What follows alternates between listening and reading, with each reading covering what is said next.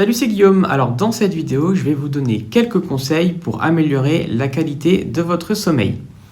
Améliorer la qualité de votre sommeil, c'est vraiment essentiel pour un bien-être général et un fonctionnement vraiment optimal pendant la journée.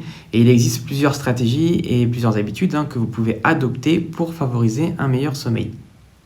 Avant toute chose, il est vraiment important que vous établissiez une routine de sommeil qui est cohérente. Essayez de vous coucher et de vous réveiller à la même heure chaque jour, même le week-end. Pourquoi? En fait, pour réguler votre horloge biologique interne. Et cette cohérence, ça va aider votre corps à savoir quand il est temps de dormir et de se réveiller, ce qui va vraiment faciliter l'endormissement et le réveil naturel. Vous allez aussi créer un environnement propice au sommeil dans votre chambre. C'est vraiment crucial. Assurez-vous que la pièce elle est calme, elle est sombre et elle a une température confortable. Et pensez à utiliser des rideaux occultants ou un masque pour les yeux pour bloquer tout excès de lumière. Et vous pouvez aussi utiliser des bouchons d'oreille ou une machine à bruit blanc si le bruit c'est un problème. De plus, vous pouvez investir dans un matelas et des oreillers confortables qui vont soutenir vraiment votre corps pour grandement améliorer la qualité de votre sommeil. Vous allez éviter toutes les substances stimulantes avant de vous coucher. Ça, c'est vraiment un autre aspect clé pour améliorer votre sommeil. Il y a la caféine, la nicotine, l'alcool. Eh bien, ça peut interférer avec vos habitudes de sommeil et rendre plus difficile l'endormissement ou le maintien du sommeil. Donc, il est préférable d'éviter de consommer ces substances plusieurs heures avant de vous coucher. Optez plutôt pour une routine apaisante au coucher qui implique des activités comme lire un livre, prendre un bain chaud ou pratiquer des techniques de relaxation comme la respiration profonde ou encore la méditation. Vous allez aussi limiter l'exposition à la lumière bleue des appareils électroniques. C'est vraiment important parce que la lumière bleue, elle émet qui est émise en fait avec les smartphones, les tablettes, les ordinateurs et certaines télés, ça peut perturber la production de mélatonine.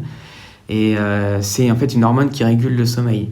Donc pour favoriser un meilleur sommeil, évitez d'utiliser ces appareils au moins 1 heure avant de vous coucher. Si vous devez les utiliser, envisagez plutôt de porter des lunettes qui bloquent les lumières bleues ou d'utiliser des applications qui vont filtrer cette lumière bleue. Enfin, gérez votre stress et pratiquer une bonne hygiène de sommeil. Ça peut améliorer vraiment votre qualité de sommeil. Donc vous pouvez établir une routine relaxante au coucher, comme par exemple prendre un bain chaud ou pratiquer des techniques de relaxation, comme j'ai dit. Ça peut signaler à votre corps qu'il est temps de se détendre et de se préparer au sommeil. Donc voilà, vous évitez vraiment des activités stimulantes comme des exercices intenses ou des tâches qui vont stimuler trop près à l'heure de vous coucher car elles vont rendre beaucoup plus difficile votre endormissement.